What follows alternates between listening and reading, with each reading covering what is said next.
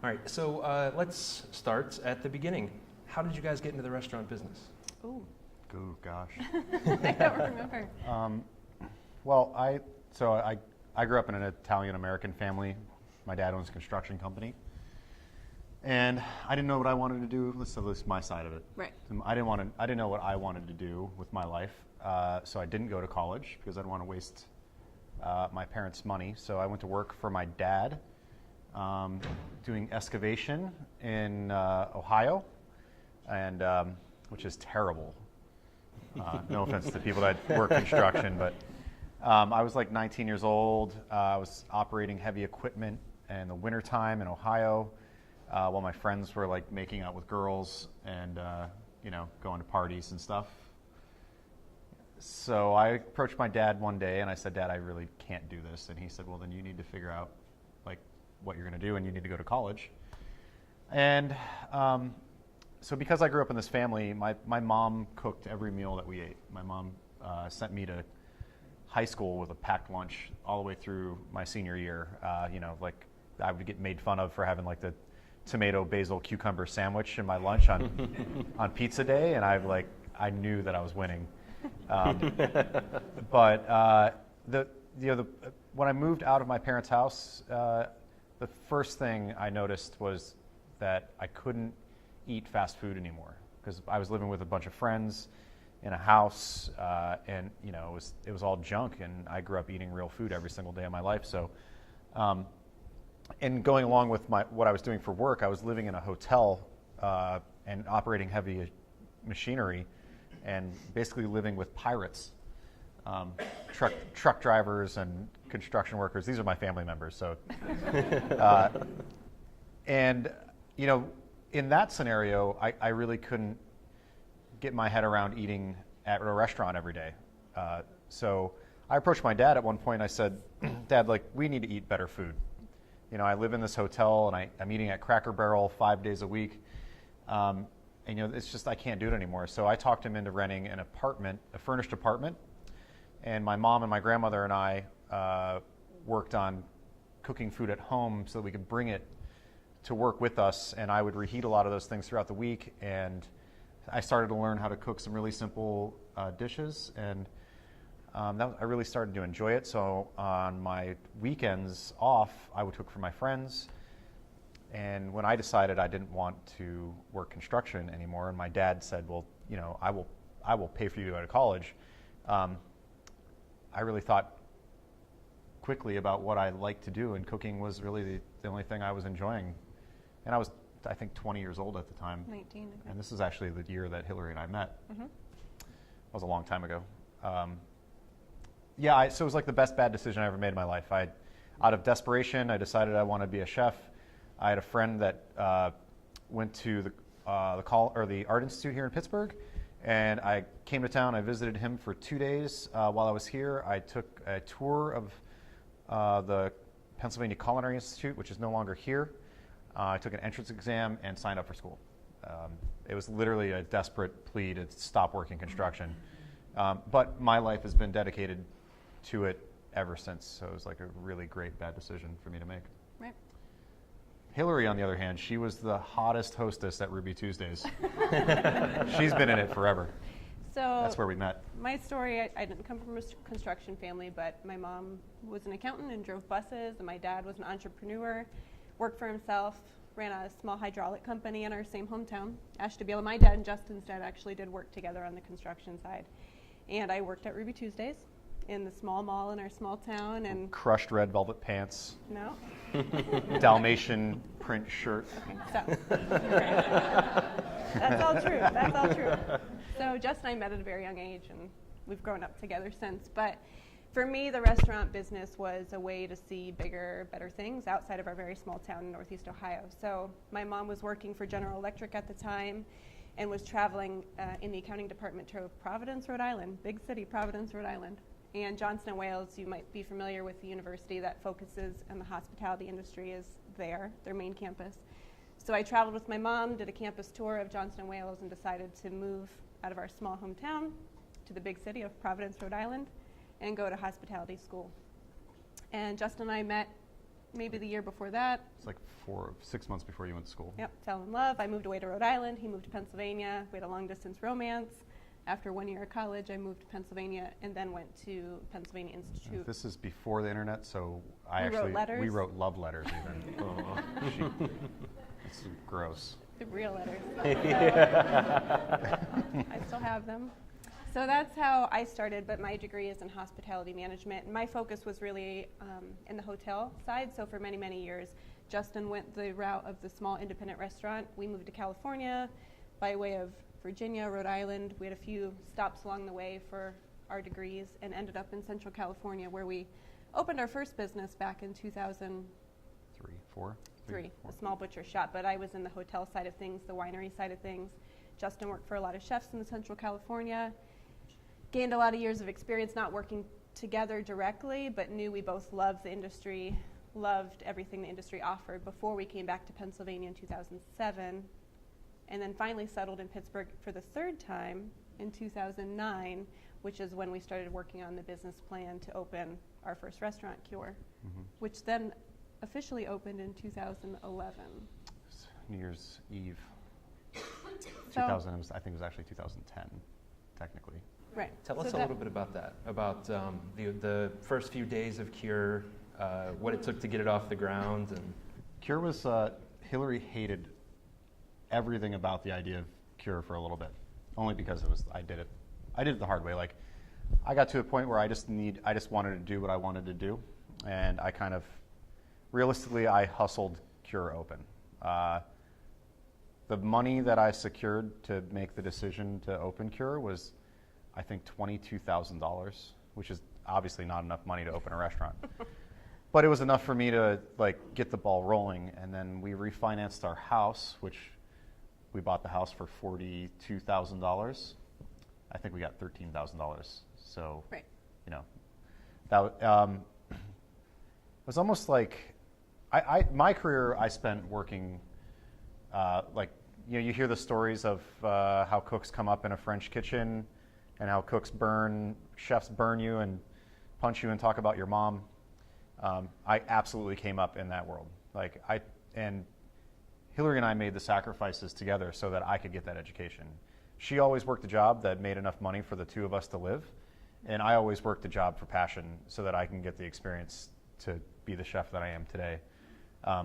For instance, I worked at a restaurant called Manresa in Los Gatos, California, which has been on the top 50 restaurants in the world lists and has 3 Michelin stars. It's got every accolade you can imagine, and I was paid $80 a day before taxes, and had an hour and a half commute. Yeah, and here we are. We're living in Monterey, California, which is one of the most expensive places in the country to live. But the knowledge that I got from it was amazing, and Hilary worked her ass off to make enough money so that I could do that.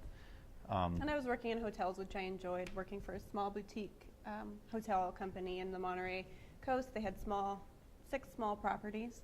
So I was doing what I love to do, but we realized a few years in that maybe Monterey, California wasn't where we were going to settle. Yeah. We knew we wanted to buy a house, and we wanted to go to a place that we could afford to have a good quality of life while working in this business.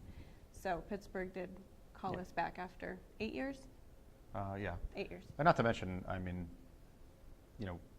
to the cost of opening a restaurant in the Bay Area, it's probably a minimum of about $2 million. Mm-hmm.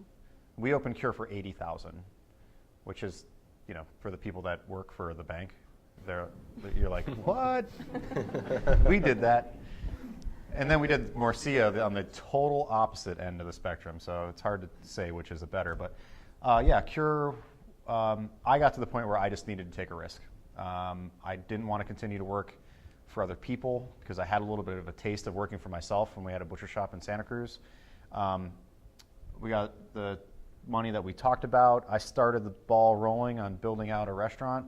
I did it all myself. I grew up in a construction background, as I mentioned. And we couldn't afford a contractor. I got my 2 best friends, one of which is a carpenter, the other one is a cabinet builder, to basically dedicate 4 months of their lives to helping me build a restaurant out. At a certain point, I pretty much was totally out of money because I think we only had at this point maybe $40,000 to work with or less. And the culinary school that I went to announced it was closing, and I knew the dean, so I called the dean and I said, hey, I'm opening a restaurant and I need like everything. I need all the equipment. And he said, it's perfect timing because the auction company is coming to basically catalog all the equipment in the culinary school like next week. So show up with a truck, we'll put your name on these things. And so I showed up and I literally picked out everything I needed to open a restaurant for the most part. Right? China, glass, silver, refrigerators, Stoves, mixers, burner pots, range. pans. And they said, give us a donation, whatever you can give. Oh, that was the dramatic part I of the know, story. it's dramatic. Ah. So what is it? So he was like, he said, all right, Justin, I was like, here's the thing, Dean, I have no money. And I think that day I had $6,000 in the bank account. And he graciously said, just make a donation to the school, you're alumni, and it's going to an auction company, so I'm sure it's going to go for nothing. So I gave him a donation of $1,200. And we took that equipment to our house and put it in our garage. The whole time I was talking to another bank. What bank? Should we mention what bank Are we that allowed is? to say what other bank? Let's not mention. They're Before we terrible worked with people. Enterprise Bank. They took advantage of us. But I for some reason, a light went off in my head, and I said, well, yeah, all of a sudden we have collateral. So I estimated the value of this equipment at about $35,000, which wasn't off. But they believed us. And they leased that equipment back to us at the value of $31,000. So that was. So we had a line of credit to open the restaurant. Yep. Which was nice. And then about a week before the restaurant opened, we got to the point where we're getting really close to New Year's Eve, and I knew that I could get 90 people into the restaurant.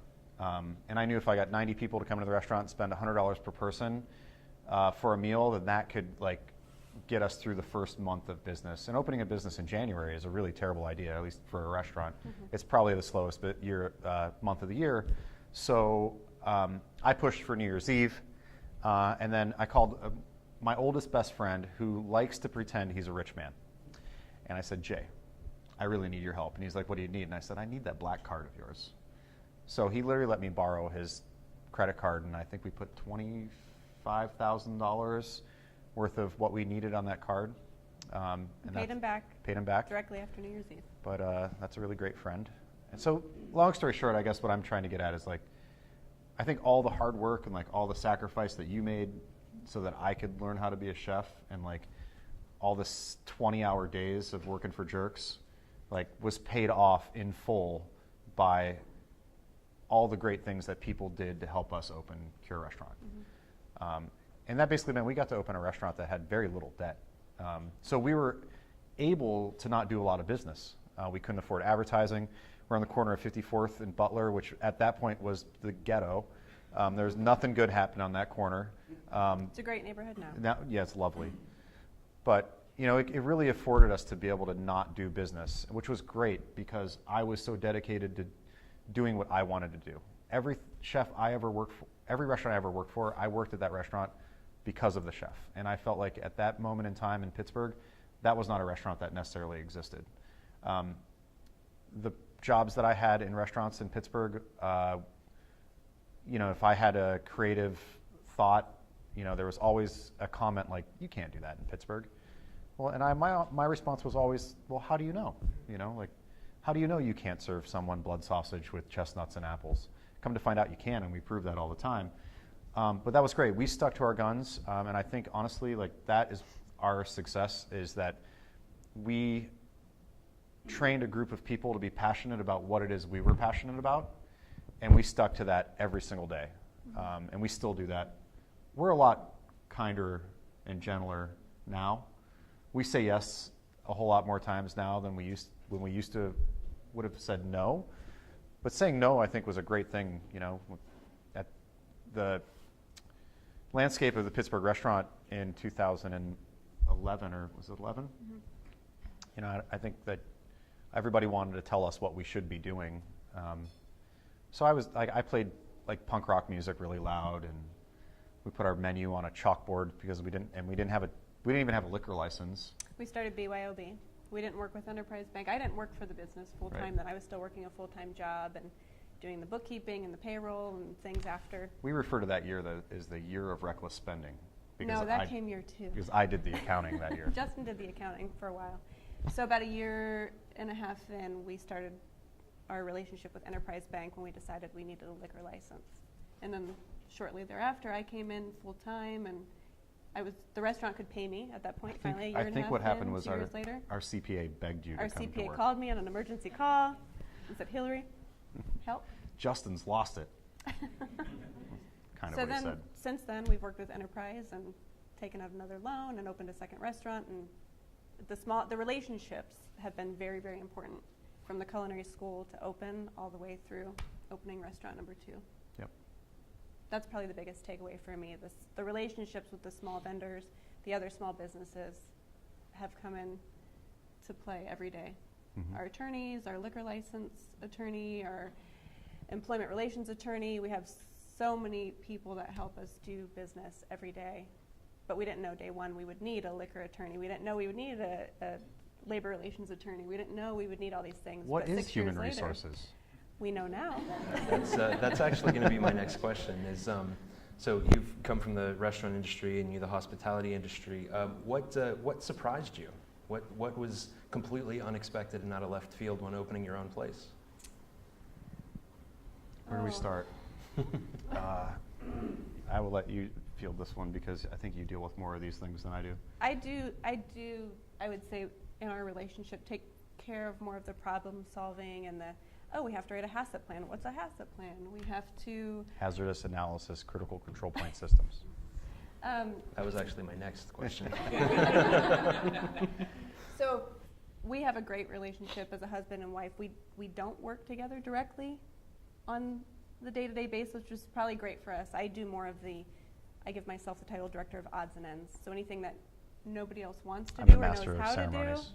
I take care of. So probably the most important thing I've learned is just staying organized and keeping good records.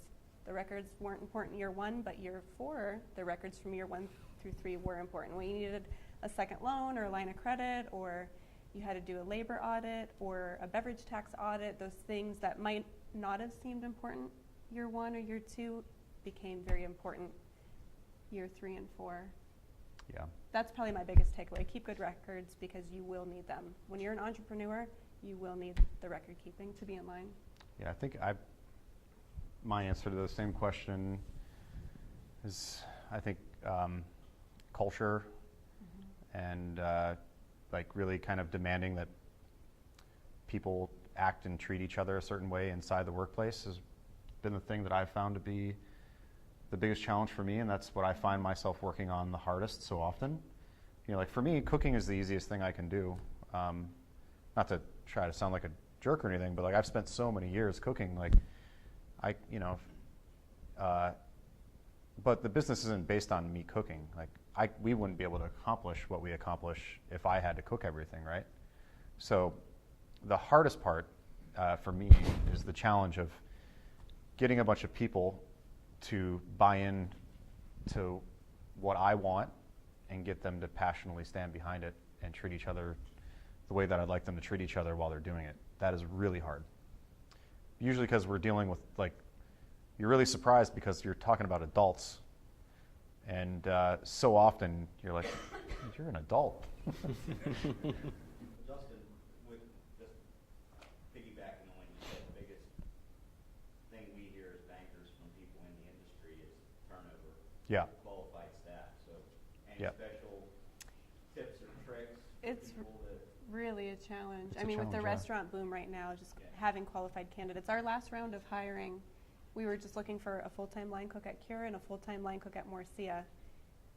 And all of the qualified candidates we interviewed and hired were from outside of the state. Yeah. So there are people, the great thing about Pittsburgh right now is everybody wants to move to Pittsburgh, Right. which a year ago they didn't. So the national press has come in handy, We have one but cook it's in our. also really competitive because there's so many of us in Pittsburgh doing the same thing right now. It is really challenging to find a qualified candidate. we have one cook in our kitchen at Cure that's actually from Pittsburgh. Mm-hmm. Although, I mean, I think that I'll speak about Cure because it's more seasoned. I feel like we've gotten to a place with Cure where the people that care and want to be the best at what they do, they come to us. And that's fantastic. Like, I feel like that's a really nice kind of payoff for our hard work. And it doesn't mean that it's not a challenge to hire, but I think if you move to Pittsburgh and you're a cook or a server and you're passionate about food, wine, and service, you come to us first or second, but you know what I mean? Like, we're in the top of your decision making. And that's a really nice thing to have been able to cultivate, for sure. The other funny thing about hospitality is when I speak to people who work in other industries and you say, oh yeah, they were with us for a year is a long time for a hospitality professional to be in one place. Because, like Justin and I, you want the better experience, you want to move on to the next best thing. We move a lot in our industry. Line cooks move a lot for Yeah, experience. and it's not like we're paying them. Line cooks don't make a lot of money. Like, the sad reality of it is we pay cooks right now what I was paid as a cook in 1999. And it's because the pay scale hasn't changed. That's not true. It is true. I mean, I made $12 an hour when I worked at Casbah in 1999. We pay cooks right now $12 an hour. And 13, 14, and 15. But still, I mean, like, you're talking 20 years. Our industry, though, people do move for experience, and that's a common trend in our industry. You as a line cook, how many times did you move to get experience? Not necessarily to make more money or to Why buy are you a yelling at home. me? But it's common. So you speak to people in other industries, and it's unheard of to move Yeah. after 1 year for experience, but it's very, very common I mean, for our work. my path and my plan when we moved to California was I worked at a restaurant for 1 year, and my goal in that year was to gain the skills to work at a better restaurant. Right. And while I was at the restaurant that I was at, I was already seeking out the next restaurant. That's my point. Right, I know, I'm just That's explaining what I'm it. saying. Yeah. So, I mean, and that's real, and that's how cooks get their chops. I mean, Right. that's a thing. We do have a lot of employees that have been with us for multiple years, which We is really do. exciting. Yeah, at Cure and Morcilla. At Cure right now, we have a few people who've been with us for all 5 years. Yeah. And at Morcilla, we're coming up on our 2-year anniversary, and I would say 25% of our staff has been with us since opening, which is, in our world, pretty great. Yeah, yeah. How do you strike the balance between basically the business of food, the food end, and the business end? Like, you guys serve high quality ingredients and innovative dishes, but I mean, with that comes a certain cost. How do you find the balance between that? That's a great question. Can anybody answer that? Do you mind if I? No. I think that what I like to think that we sell is quality. And service. Well, and I would include service into the quality thing. Right. I think one of the things that I will get back to the high cost product thing, but one of the things that we have realized, I don't think it's just Pittsburgh, but we've put a lot of focus on service. I think that when I dine, service is maybe oftentimes more important than food. I think I will go to a restaurant that has great service and mediocre food because I enjoy great service. Mm-hmm. I think that we do both really well, but at the end of the day, we have agreed that whatever it is that we're doing, our product is quality. So the reality of that means that our margin is smaller. Right. But we don't market, right? We don't advertise. You're really never going to see an advertisement. Hopefully, you're never going to see us advertising in a magazine, because we like to think that our plan is we get you to come into our restaurants and enjoy the product and go away and tell your friends, right? It's a slow growing, but I think it's the best recipe for success. And I think for me, there's a whole moral, ethical conversation involved with why we buy quality. I think if you want to open up a restaurant and be focused on food costs, then you can do that, but you can buy that food at every other restaurant. And there's only so much you can do to mediocre ingredients. Whereas I think as Cure ages, what we focus on is doing less to great ingredients. And that's fantastic. And then within that, right, we get to vote with our dollars. And I don't think a lot of people think about it that way, but if I were paying my money to Cisco for my food every day, like, how am I voting with my money? You know, but if I get to pay, you know, my friend Chris from Who Cooks For You Farm for vegetables, like, I know that my money is maybe sending his kid to college. And when we get to make that really important to our staff, then all of a sudden the food means so much more to my staff. So when my cook goes to the cooler to get the carrots that we bought from Chris, those carrots are going to be cared for. And my chef de cuisine isn't the only person that's worried about whether or not food is rotting in the coolers, because we've cultivated this environment where everyone cares, because that's what we're here for. And honestly, that's probably the thing that's most near and dear to me. And it's not just vegetables, it's our dairy. We buy whole animals from people that we know. And we make less money doing it, right? And we're also not the restaurant that like brags about how local our food is ever. It's just part of our business model. Because it's just what we do. I would like for you guys to not even know why it was so good. You know, I don't want to shove it down your throat. I don't want to beat my like morals and my food politics down your throat. I just want you to enjoy your meal, and I think that's why you come back. Justin, is that supply, local supply, filled out to where it needs to be at? There's more local farmers than we can deal with. Absolutely. No, There always has been. it was harder to find them 6 years ago. Yeah, it was. The farming culture, Pennsylvania historically is the 4th largest ag state in the country. Pennsylvania has like this amazing heritage for animal husbandry. Processing facilities for animals is something here that is not the same in, let's say, places like California. There's definitely a tradition of farming that's still alive and strong, and from the Mennonite and Amish communities to, you know, young people that are graduating from Carnegie Mellon's food science program. There's an inspired group of people growing food in Pennsylvania. I would say on par, which surprises me, on par with the people we dealt with in California. And when we lived in Santa Cruz and had a butcher shop that sold at farmers markets, that part of the food system here in Pennsylvania is really inspiring. Yeah, is it hard, like, using local farmers and everyone around, is it hard to, like, I don't want to say vet them, but from the governmental regulation standpoint, like, is that No. easy, or do you have to worry about anything like that, or are they going through that on their end? Sell to you?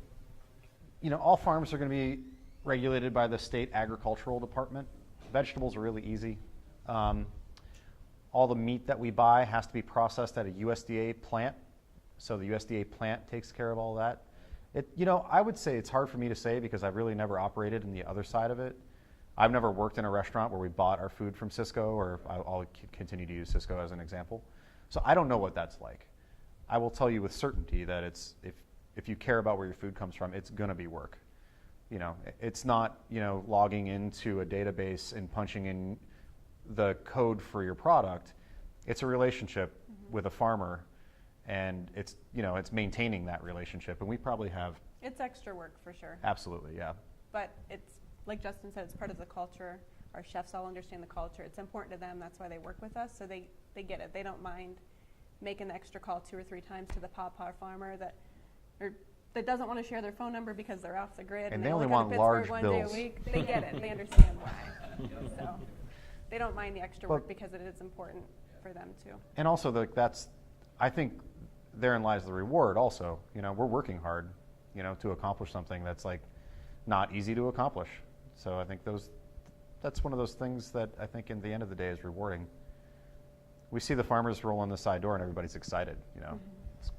You see the Cisco guy pull in with a stack of cardboard boxes. You're not excited about that. Is anyone? There's not. You guys don't invest in Cisco, do you? You said? I have 2 questions, if I may. First one's a softball. Is there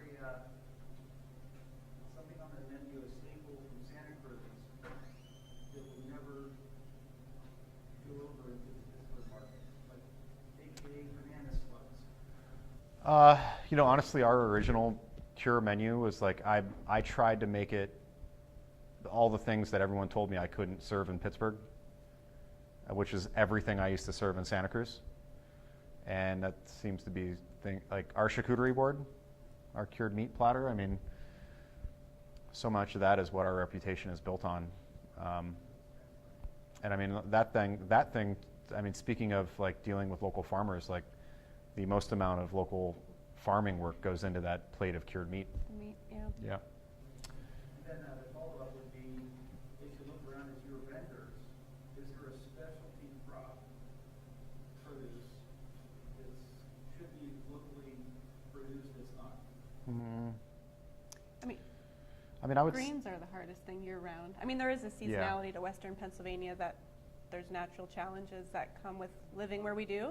California, you can get avocados and great greens and lettuce year-round, no big deal. So being in Western Pennsylvania, winter, Yeah, the winter crops, I mean, but you get tired of root vegetables after a certain point. we worked really hard to find a farmer that will grow us a beautiful mix of lettuce for a salad.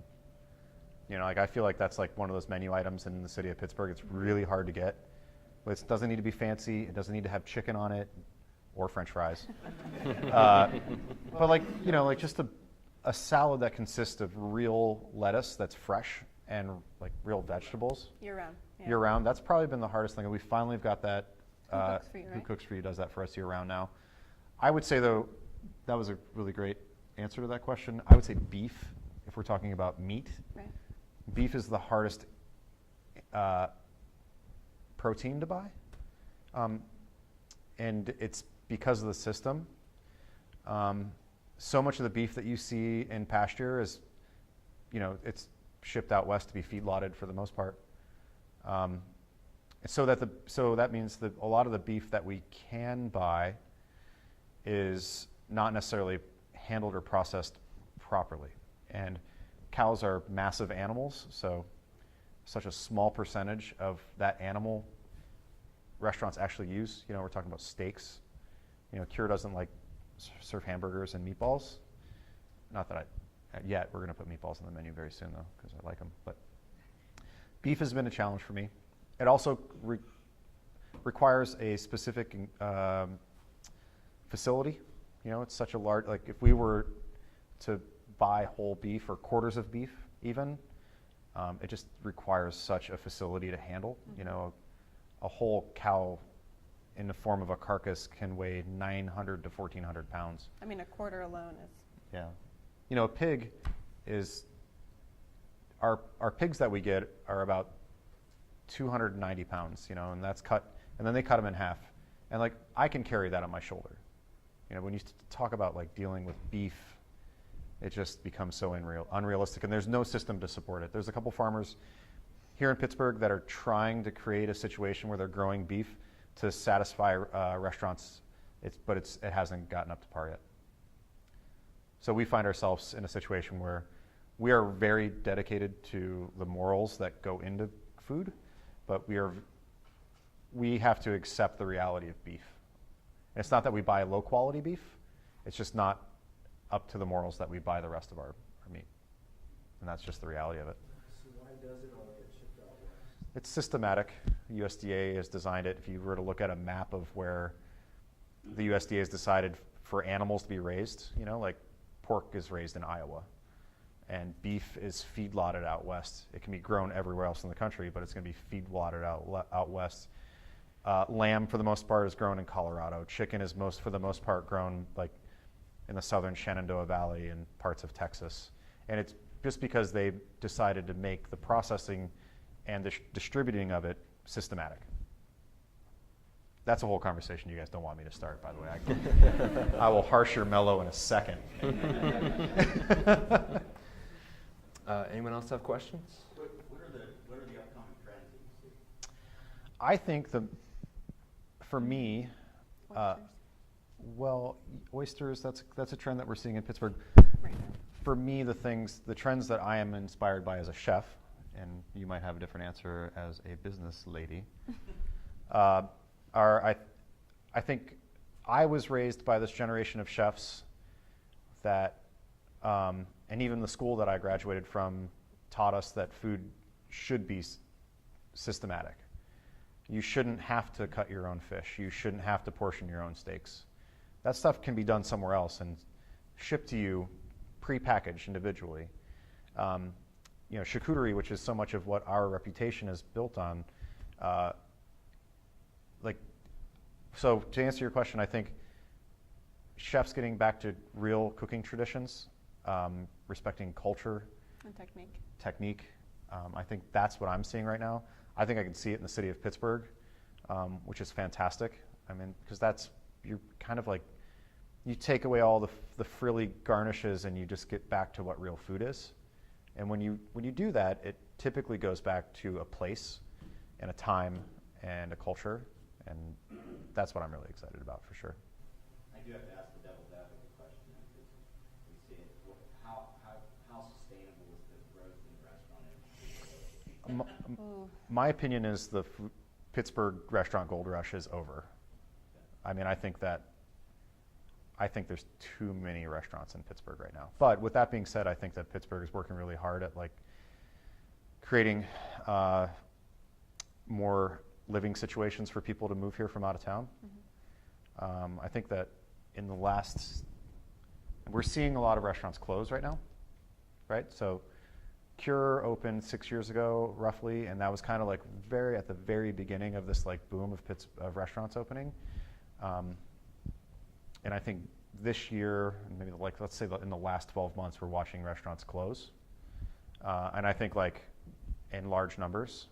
And I don't think that's necessary. I mean, I don't wish any, harm on the people that are closing their restaurants, but I think it's actually a good natural part of the process of a booming food city, because what it does is it teaches the community of restaurant owners is it's not that easy. You can't just move into Lawrenceville and open up a restaurant and think that you're going to be rich because you're opening up a restaurant in Lawrenceville. You have to perform. You have to compete. Downtown is a really great example of it, right? I don't have a clue of how many restaurants have opened downtown. I've totally lost track of what's going on downtown. At first it was the local guys opening up some great spots, and then it was every bar and grill from every suburb in Pittsburgh decided we need to go downtown and open a restaurant. And then it's, these chains from outside of Pittsburgh are now opening restaurants downtown, and I think that is the most unsustainable, probably demographic of the Pittsburgh restaurant right now is downtown. But I think I am excited about the beer scene, though. Yeah, absolutely. Mm-hmm. But I think what we'll see, sorry, I'm just going to finish my thought. I think what we'll see is that it kind of as a cause and effect of these restaurants opening and closing, is that I think that's what will actually make the quality and the level of what we're doing as a city grow. Because I think what we've seen right now is a lot of the same type of restaurant open in Pittsburgh.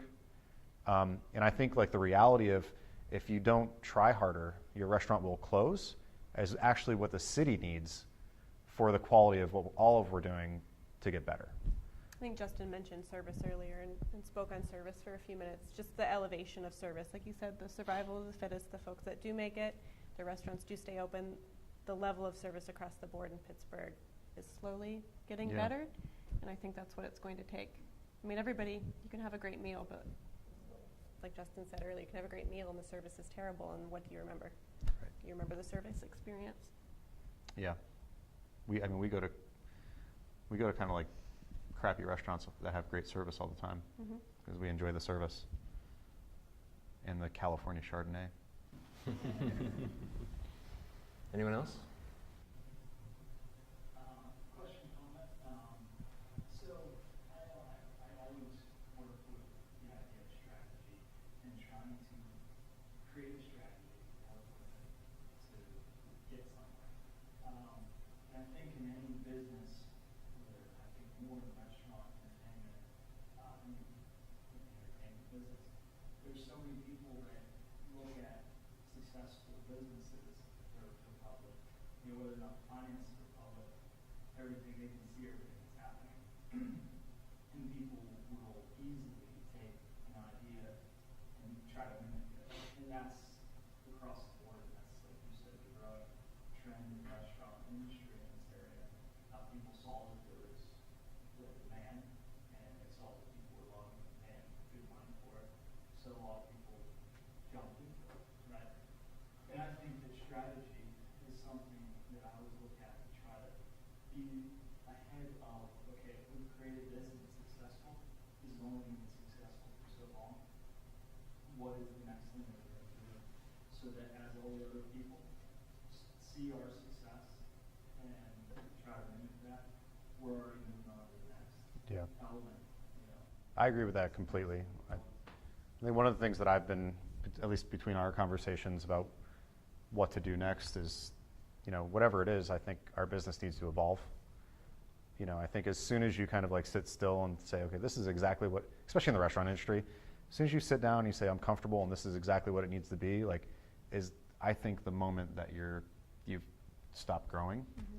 So one of the things that we spend a lot of time on in general is what is the evolution of the restaurant, and there's multiple parts of that. It's the menu's always changing.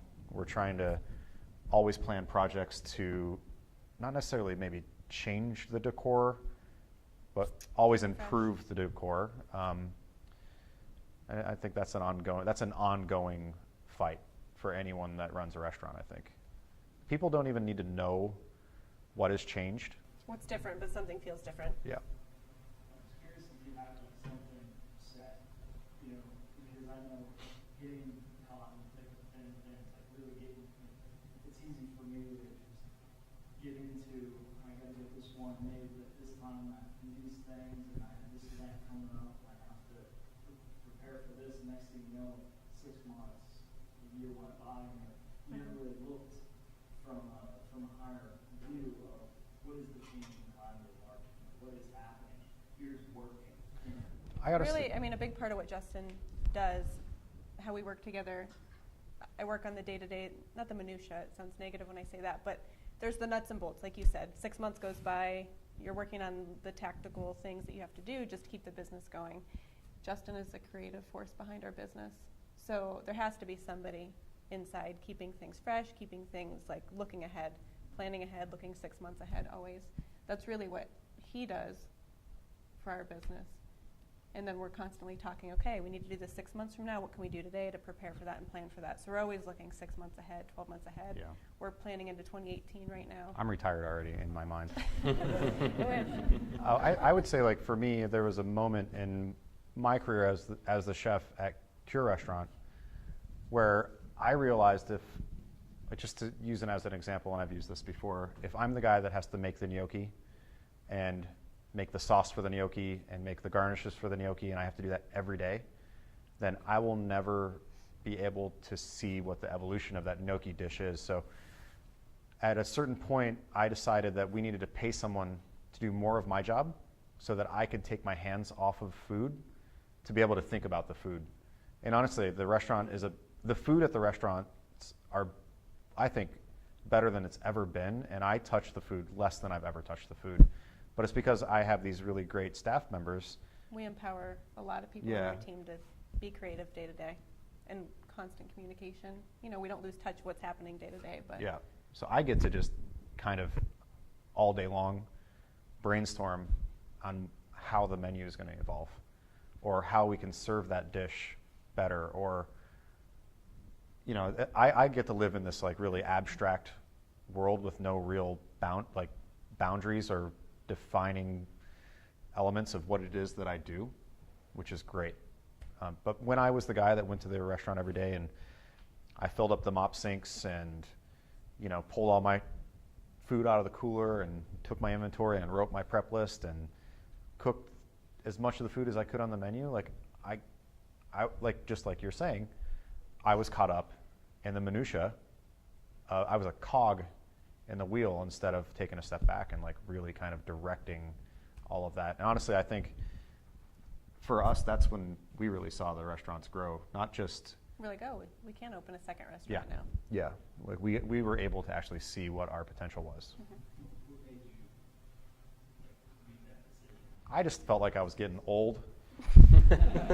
And cooks are like dogs. If you're a 35-year-old cook, you're like a you're like an 85-year-old human. It's a really hard. I don't think a lot of people It's a physically consider how. demanding.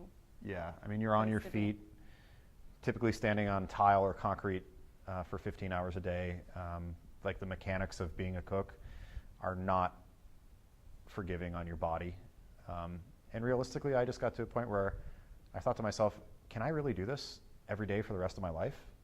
I mean, I want to like enjoy my life and I want to be healthy and everything else. So that was definitely part of it.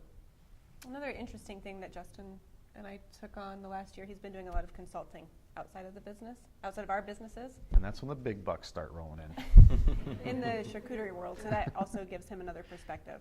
If you can going into believe other it. people's restaurants and consulting with them on their charcuterie programs and seeing what they're doing and seeing, how their menus are written and what their customers are asking for in other cities. I That's think an actual job. It's an actual job, and it's, it gives him another perspective and helps give us, some looks into other cities and what other places are doing. Yeah, that's been great. It's been a nice. You get to go into another person's restaurant and see all the things that you like. So often, I'm like, it makes me proud. Mm-hmm. I get to go into these fancy, like I'm doing a consulting job in Hollywood right now for a very high-profile chef at a very high-profile restaurant, and it makes me feel really proud because we're not that high-profile, and we don't have the money that they have, but like, with the way that we treat each other is so much nicer, and like I'm pretty sure our employees go home and sleep really well at night, and I think they enjoy me and you being their bosses. That's one of the things I've really taken from that. So I have two questions. One, can I be your apprentice while you go out? I'll go with you. But two, you guys were about to jump into a beer conversation, I think. And Somebody was asking about trends in Yeah, Pittsburgh. trends. Yeah. And do you see on the beer side of things? I mean, there's in Lawrenceville, take it for instance, there's a beer or there's a brewery every 10 feet. Yeah. Right? Do you think that market is actually sustainable, or is that going to actually happen? Just like you're talking about the food business side, those are going to start going. Not, I don't know if they're going to go away, but like quality, is it all there? I think so. I think that for the most part, the quality is there, and I think that the microbrew business is perfect for a city like Pittsburgh. Right. I mean, like, the thing that I love about Pittsburgh is like, it's a community that like can afford to go out and have a good time with one another. And like it's perfectly suited for that. And I mean, I think just like the restaurant industry, I mean, I think there's some breweries out there that aren't doing a great job, but also like 20, 30 breweries have opened or something like that in the last 4 years. When we moved to Pittsburgh we moved back to Pittsburgh in 2007, there was East End, Church, and Penn. And you're talking 10 years later, there's 30 more breweries with like, I think there's like 10 breweries slated to open in the next year or two. So, I mean, clearly some of them are not going to make it, but most of them are pretty great. Mm-hmm. Have you guys noticed much change to your business with the changes in liquor laws? Hasn't really impacted us since we bought our first liquor license. They were going for about 60. 60,000 then. 60, and then the second one was 70, 75. Yeah, by the Yeah. time we got to the second one, they had increased to, it was close to 80 by the time you include all the legal fees. So, yeah, it's pretty expensive to be able to sell alcohol that's not produced in the state of Pennsylvania. The last license sold in Butler County was over 300,000. Yeah. Oh, wow. Well, I've been- Butler County is like the most expensive, right? Yeah. That's right. I haven't looked at Allegheny in a while, but I think it they're was, like 90, is it? 85. 85, yeah. so that's just for the luxury to be able to sell mixed drinks and to buy wine. And then you have to pay every year to renew it. And then if you want to sell liquor off-site, it's another $500. And then you have to Pennsylvania- ask permission to be able to use your license. Yeah. You have to. It's challenging. to Pennsylvania say the does least. not make it easy or affordable to sell alcohol. No, and then we have to go and pick it all up. It's not like you order a pig and it shows up at your door, and you order your produce and it shows up at your door. We actually have to take our cars Physically or pick pay it up, employees yeah. to go to the state and then pick up all the liquor. It's a tricky state. It's a racket, is It's what a it is. racket. Yeah, that's what I meant to say. I was just gonna ask more about the oysters. Are they Allegheny from Monongahela?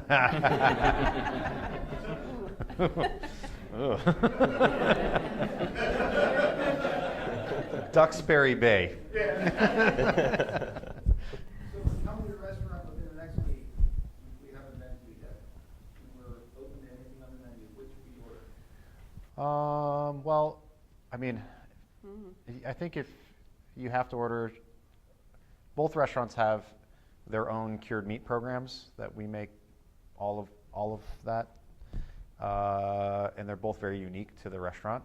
I think that is definitely what our That's what people know. that's what they know people I'm known for, and I think that's probably like the most unique thing that we do. So that'll be a steak or? No, like we have a charcuterie, or at Cure it's called salumi, and at Morcilla it's called charcuteria. It's the craft of preserving meat, right? So you're talking about prosciutto, salamis. We buy whole pigs, and we create 2 programs of cured meat programs for each individual restaurant. So if you were to collect all of those things from both restaurants, I think we have something like 45 different types of cured meats. That's something that's really hard to come by. No big deal, but Bon Appetit magazine called it the best charcuterie in the country recently. I like to brag about that. But other than that, I think that's what we're known for, and I think often people think that, you know, Cure is an all meat restaurant, but the reality of it is we put as much time and energy into buying fish and vegetables as we do to buying meat. All the bread is baked in-house now. All the pastas are made in-house. Yeah, it's pretty much, we make a percentage of our cheese at Cure. We just started making some of our own butter. We haven't put it on the menu yet, but we're pretty much all about making things from scratch. So I would say you should order the whole menu. But at Cure, we have a tasting menu. And that tasting menu is designed around how I want people to eat at Cure. And I think that you get to eat all the things that I love about Cure. And it's a fantastic experience. You can get it with a wine pairing. It takes about 2.5 hours. It's a lovely evening. So we've got time for just one more question. What are your opinions on the no gratuity model for restaurants? You think that would help back of the house wages? Do you want? I haven't formed an opinion yet. The jury's still out for me. I think that there are successful models and there are unsuccessful models. Yeah. I think. I don't know that it would help back of the house wages. I mean, the average salary that we know our friends in the industry are paying is what our line cooks end up making at the end of their week. There's a few, 8 restaurants in Pittsburgh now, 7 or 8, that have a no tipping model, which means all of their employees, front of the house to back of the house, dishwashers to servers to line cooks, are paid a salary for a 40-hour week. And they still have to stick to the overtime regulations just like anybody else would, so it doesn't, some people think, oh, they can work as many hours and they get this flat salary. The laws still apply when it comes to overtime. We know this because we were audited by the Labor Bureau recently, we're so very now we know. familiar with how that goes. So, yeah, I don't think there's a right or wrong model. I think it just has to make sense to that operation and their style of service and their style of production for their food. I haven't formed an opinion. I think culturally in our country, it's tricky for the customer to understand, oh, I don't have to tip, but I want to tip. And from what I've heard from other friends who do that, it's a challenge in the dining room because there's people who are confused by it and offended by it. But I think the more restaurants that do it and the more understanding there is, I think it's going to become more popular. I don't know. I don't disagree with anything you just said. My opinion on it is the reality of how people have been working in restaurants in America has been the way that it is for a really long time.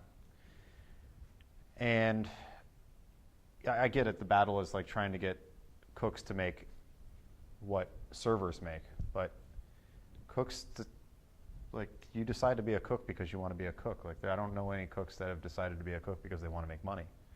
It's just not a thing that cooks do, you know. And that's the reality of it, you know. Like, and servers so often are servers because it's an easy way to make money. And you know, so many of our servers are working their way through college, and Or artists, or have And a they can work- full-time career and they serve 3 or 4 days a week Yeah. to supplement that income. I think as soon as you change that dynamic, it's kind of lost, and that's kind of part of what I like about working in restaurants. As much as I wish cooks made more money, I think it's really great to see someone just want something and they're willing to work really hard for it without the financial reward. And I think it's also great that we can have servers that are artists and just need to support their life, and they can come in and be great servers for us. And I don't know. I mean, Danny Meyer is like America's probably most iconic restaurateur. He's performing some experiments in his restaurants in New York right now, where some of them are no tip, and some of them are traditional restaurants, and he's doing it to kind of like prove it to work or not work. I think he's giving it a 5-year study or something like that. So I'd be really interested to see how that works out. I know that there was a restaurant in Pittsburgh that went to no tip. Well, before I even get to that, the other side of it is I think tips should be driven by the quality of service, right? Like, to a certain degree, like you tip based on how good your meal was, how great your service was, you know. But then let's say you go to a restaurant and you get terrible service and maybe not a great meal, but your tip was just built into that price.